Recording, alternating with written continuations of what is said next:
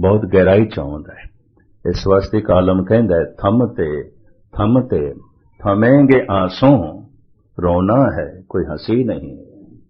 ये आशा थोड़ी है कि मैं एकदम ब्रेकां ला लेवां, रोना है, वक्त लगेगा, समा लगेगा। दुखां दी गहराई बहुत ज्यादा है, बहुत ज्यादा है। तो मैं फिर अर्ज करा, संसार प्रभु ने दो रंगे बनाया। ये परचा है। दो तरह के भगत होए ने। एक कहंदा सानू ये दोवें रंग नहीं चाहिए। भगत कबीर कहंदा है मैं दोहां दा त्यागी। सुख मांगत दुख आगल आवे, सो सुख हमू ना मांगया आवे। हे प्रभु मैनू पता चल गया कोई ऐसा सुख नहीं जो दुख दे बदलदा नहीं, मैं मंगदा ही नहीं, गल खत्म। जिन्ने सौखे ढंग नाल मैं कह रहा गल इतनी सौखी नहीं है, कह रहा मैं। पर जो कबीर कहंदा है वो समझ के कह रहा, मैं स्टडी की पढ़ के कह रहा थानू, ओदा अपना अनुभव है। वो गहराइयां चो कह रहा है हे प्रभु मैं सुख नहीं मंगदा। क्यों? कोई ऐसा सुख नहीं जो दुख दे च नहीं बदलदा, मैं नहीं मंगदा। दूसरा तबका भगतां दा ओ है जो कहंदा हे प्रभु तू मर्यादा ही ऐसी बनाई है सानू दोवें ही कबूल है। जन्म भी कबूल है, मरण भी कबूल है, जवानी भी कबूल, बुढ़ेपा भी कबूल, खुशियां भी कबूल ने, गमे भी कबूल है। सानू हासे भी परवान ने, रोने भी परवान ने। जे राज दें तां कवन वडाई, जे भीख मंगाए तां क्या घट जाए। शहनशाह बना देवें साडा वध के ही जाना है, दर दर दा भिखारी बना देवें साडा घट के ही जाना है। दोवें ही कबूल। मनुख नूं दोवें कबूल ने, ना दोहां दा त्याग करदा है, ना दोहां नूं कबूल करदा है। एक ही करदा है, एक नूं कबूल। जन्म चाहिदा है, मरण नहीं। तो बच्चा जन्म दिन मनावे माफ किया जा सकता है। जवान जन्म दिन मनावे जरा सोचा जा सकता है ये कोल अकल भी है कि नहीं। तो बुढ़ा भी जन्म दिन मनावे सिवाय लानतां तो होर की पाया जा सकता। हद हो गई। तू भी जन्म दिन मना रहे, मरण दिन नेड़े आया, 100 दिन नेड़े आया। ते अकल नूं ताले लाओ ते जन्म दिन मनाओ। जन्म ते हो गया, गल खत्म। हुण मरण दिन कबूल करो। पहला मरण कबूल, जीवन की छड़ आस। पर कीता जाए जन्म कबूल है, मरण नहीं। एक बड़े ही प्रतिष्ठित बंदे का जन्मदिन मनाया जा रहा सी दिल्ली, हुण ते नहीं रहा। सिख जगत विच मनी परमनी हस्ती दिल्ली की क्रीम इकट्ठी हुई उत्थे। मैनू भी किसी ने पास लिया के दिता और यह आख्या गया नहीं जी तुसीं 10 मिनट बोलना भी है ते यह गुलदस्ता थानू देंदे हैं, शायद थानू रस्म दा पता है कि नहीं, यह भेंट कर देना, ये दे देना। ते पास दिता, कहने लगे थानू गेट ते कोई रोके ना, तुसीं आ जाना वक्त सिर। 10 मिनट बोलना भी है। मैं कहा मेरी उड़ीक ना करना ते मेरे 10 मिनट रखना ही ना। मेरी तरफों संदेशा दे देना जन्म ते हो गया, हुण मरण दिन चेते रखो। ये खिड़े हुए फुल मैं उत्थे भेंट करा जिथे जिंदगी मुरझा गई है। 80 साल का बुढ़ा जन्म दिन मनावे नहीं, मैं उन्होंने ये आख सकदा पहला मरण कबूल।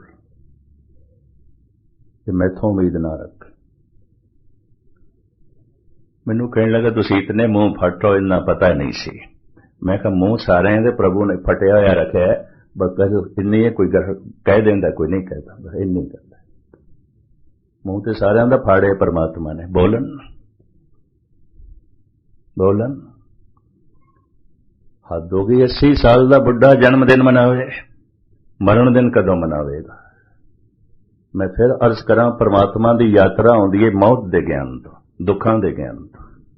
पहला मरण कबूल, जीवन की छड़ आस। मनुख नो जवानी कबूल है, बुढ़ेपा नहीं। इंडिया दे रेलवे दे सीटां बुक करानी होन, रिजर्व करानी होन ते जो फार्म भरना होंदा उहदे च उम्र भी लिखनी पैंदी है। ते इंडिया दे 10 दे नाल 30-40 बंदे चलदे ने, 5-4 जथे आउंदे ने, 2-4 ज्ञानी आउंदे ने और सज्जण आउंदे ने, इस तरह चलदे। एक जथा मेरे नाल 30-35 साल तो चलदे, भाई कल्याण सिंह जी, बड़े चोटी दे मायानाज क्लासिकल संगीत दे भी माहिर गायक ने, हुण काफी बुजुर्ग हो गए। काफ़ी दिनों तो जिहड़ा उम्र का खाना होंदा है ना, उहदे 60 साल लिखांदे सन। 15-20 साल तो मैं देख रहा सी, उम्र अपनी 60 साल लिखांदे सन। अमृतसर की गल, फ्रंटीयर मेल से जाना उन्होंने, फार्म दे 30-40 बंदियां दी सीटां बुक होंदियां सन। उन्होंने फिर 60 साल लिखाई। वो फार्म किधरे मेरे अगों रखे भी गए जी इन्ने बंदे ने। तो मैं कहा भाई साहब जी सामने बैठे सन, मैं कहा बड़ी मुद्दत तो देख रहे हैं, कम से कम 15-16 साल हो गए ना, तुसी 60 साल ही लिख दिया। कहने लगे 60 ही ठीक है, अगे लिखांगे तुसी बुढ़ा आखोगे। मैं ठीक है, 60 ही ठीक, इत्थे ही ठीक। हस हस के मैनू कहने लगे हकीकत है लोकी अपनी उम्र घड़ा के दसते हैं। 70 साल दे हो जान 60 दसदे ने, 60 दे होन 50 दसदे ने, 50 दे होन 40 दसदे ने, 40 दा होवे ते 30 दसदे ने। और मेरा अपना अनुभव बीबियां 30 तो अगे जांदियां ही नहीं, इत्थे ही रुकदियां, इत्थे ही रुकदियां। हकीकत है, असलियत है। जवानी कबूल है, बुढ़ेपा नहीं। जन्म कबूल है, मरण नहीं। सुख कबूल है, दुख नहीं। पर साहिब ते कहंदे नहीं, या दोवें कबूल कर या दोवां नूं पछाड़ परे सुट। संसार दो रंगी है, यकरंगी नहीं है। पहला मरण कबूल, जीवन की छड़ास, होए सवन की रहन का, तो आओ हमारे पास। मुख्तसर हुण मैं अर्ज करां, पहली श्रेणी च ओ मनुख आ जांदे ने जो जन्म तो ही ब्रह्म ज्ञानी ने। इन्हां नूं असीं अवतार कहंदे हां। जन्म तो ब्रह्म ज्ञानी ने, तो सवाल पैदा होता जन्म क्यों होया है? फिर तो होना नहीं चाहिए। पता है धर्म की प्राप्ति की है, जन्म मरण की निवृत्ति। प्रभ जन्म मरण निवार, हार पर्यो द्वार। तू जन्म साडा मिटा ताकि मरना ना होवे, तू जन्म साडा मिटा ताकि दुख ना भोगने पे।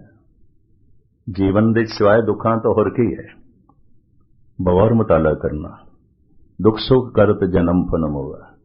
जिन्हों नहीं दिखाई देंदे अजे उहदियां नज़रां कच्चियां ने, अजे उहदे कोल देखण दा ढंग नहीं है, अजे वह पक्का नहीं, संसार ने इसनूं पकाया नहीं है,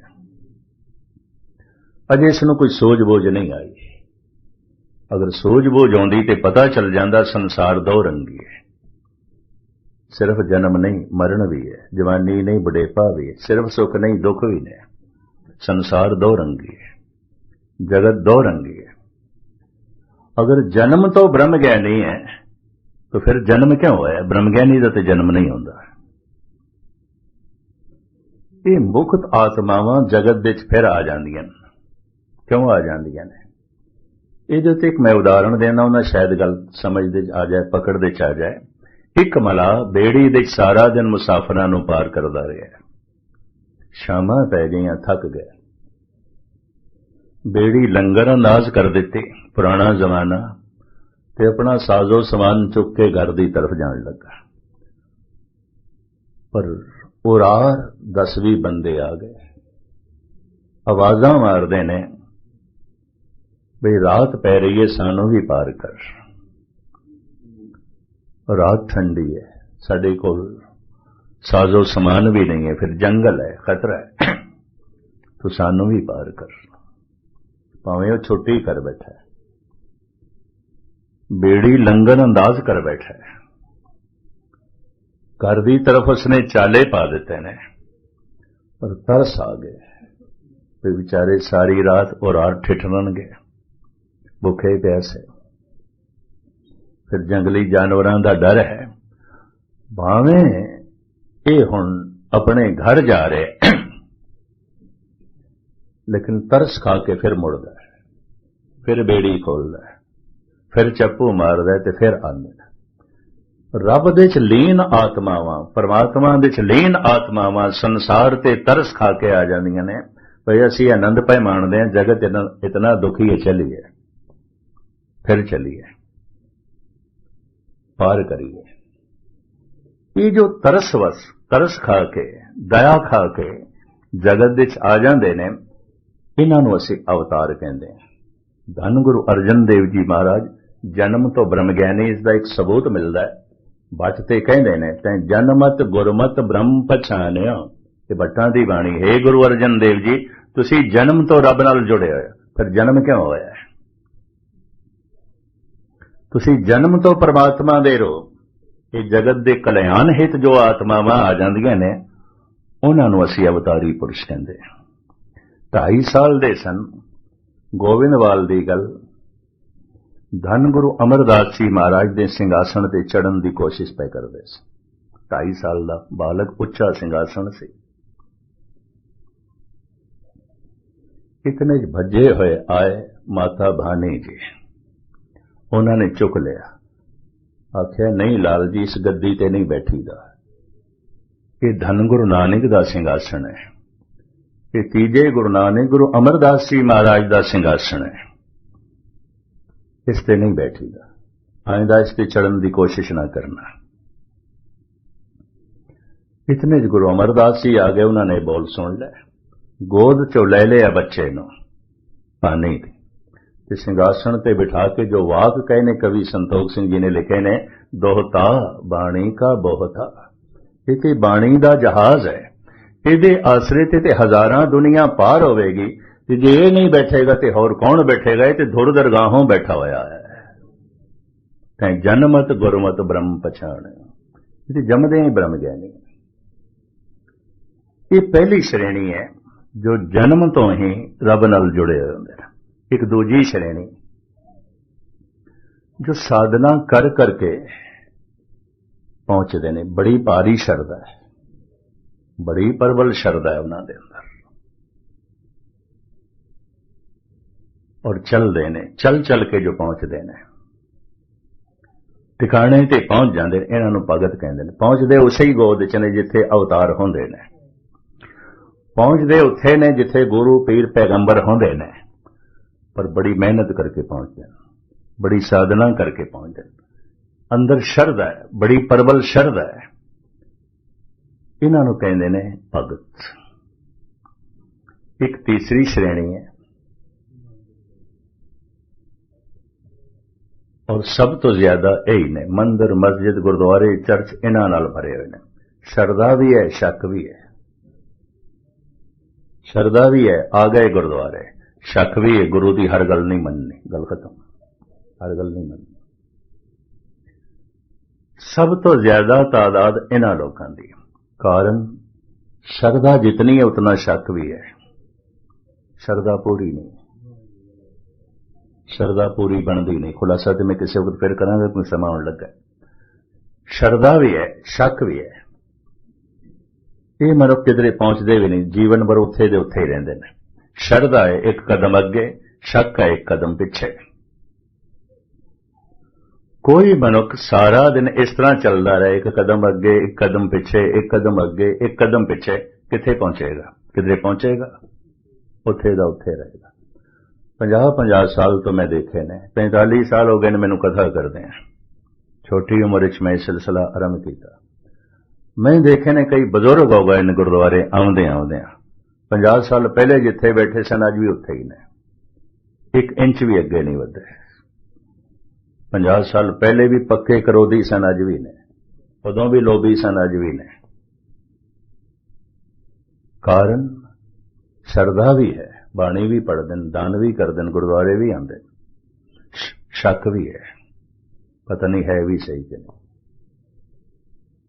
शक श्रद्धा, शक श्रद्धा, जिंदगी इस तरीके। ये सब तो ज्यादा श्रेणी, या मैं इंज कह दिया मंदिर मस्जिद गुरुद्वारे इन्हां नाल ही भरे हुए ने, बस यही ज्यादा ने। ये तीजी श्रेणी। श्रद्धा पैदा हुई, दान कीता है, शक पैदा होया, बेईमानी भी की। बड़े बड़े दानी बड़े बड़े बेईमान देखे गए गुस्ताखी में। श्रद्धा पैदा हुई सत्संग दे चाहे ने, शक पैदा होया कुसंगत च बैठे ने। सत्संगी बड़ी बड़ी कुसंगत च देखे जांदे ने। श्रद्धा पैदा हुई अमृत छकना है, अमृत दी तलब है। शक पैदा होया शराब दी प्यास है, शराब दी तलब है। श्रद्धा पैदा हुई सेवा भावना है, मिठ बोलना है। शक पैदा होया, कुरख्त हो गए ने, कठोर हो गए। श्रद्धा पैदा हो गई, हाथ च गुटका है, शक पैदा होया, गंदे गीत अलाप रहे।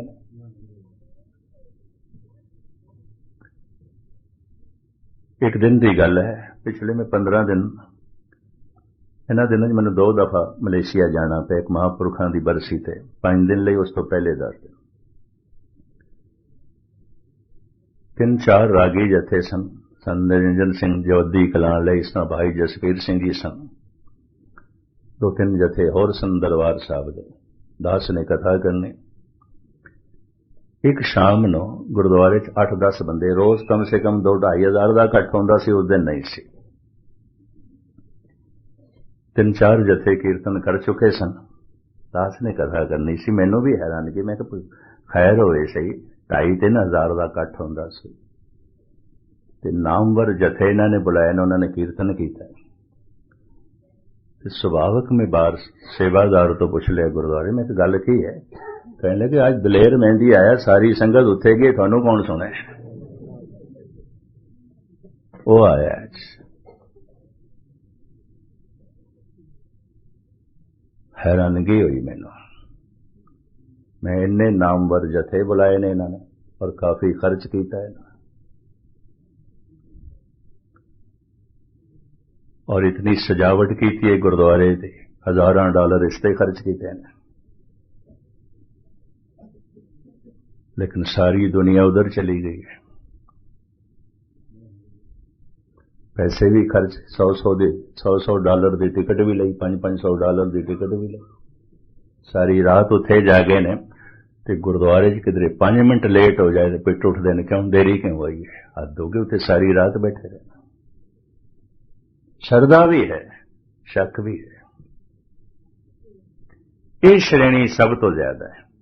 गुरबाणी का पाठ भी कर लेना है, गंदे गीत भी अलाप लेना है, सत्संग दे भी आ जाना है, कुसंगत च भी जाना है, अमृत की प्यास भी रखनी है, शराब की तलब भी रखनी है, दान भी करना है, बेईमानी भी करनी है। ये तीजी श्रेणी है, सब तो ज्यादा है। एक चौथी श्रेणी है, नास्तिक है, कोई श्रद्धा नहीं, बिल्कुल श्रद्धा नहीं, शक ही शक, कोई परमात्मा नहीं। इन्हां दियां बड़ियां प्रबल दलीलां ने मैं किसी वक्त तुहाडे सामने रखांगा। बंगाल दे चोए ने पंडित केशव चंद्र, उन्हें नास्तिकता के ग्रंथ लिखे और उसका बाकायदा असर है। कम से कम आज 40 साल तो बंगाल दे हुकूमत कम्युनिस्टां दी है, नास्तिक लोगों की। भारत का यह सूबा भावें कोशिश पहले पंजाब दे भी हुई सी, सफल नहीं हुई, गुरुआं की धरती सी, अजे बीज सन, लेकिन बंगाल ते पकड़ दे चाह गया उन्होंने। 40 साल तो हुकूमत चल रही है कम्युनिस्टां दी, हुण भी वो जिते ने। ये बड़ा वड्डा योगदान पंडित केशव चंद्र का, बड़ा नास्तिक बंदा होया, उसने नास्तिकता दे उत्ते किताबां लिखी। कोई वक्त ना जाया करो, समा ना जाया करो, मंदिर मस्जिद गुरुद्वारे बनाने की लोड़ नहीं, इंजीनियरिंग कॉलेज बनाओ, स्कूल बनाओ, इन्हां दी लोड़ नहीं है। और बड़ियां बड़ियां उसने दलीलां दी, लोग प्रभावित हो गई, आम दिमाग प्रभावित हो गया।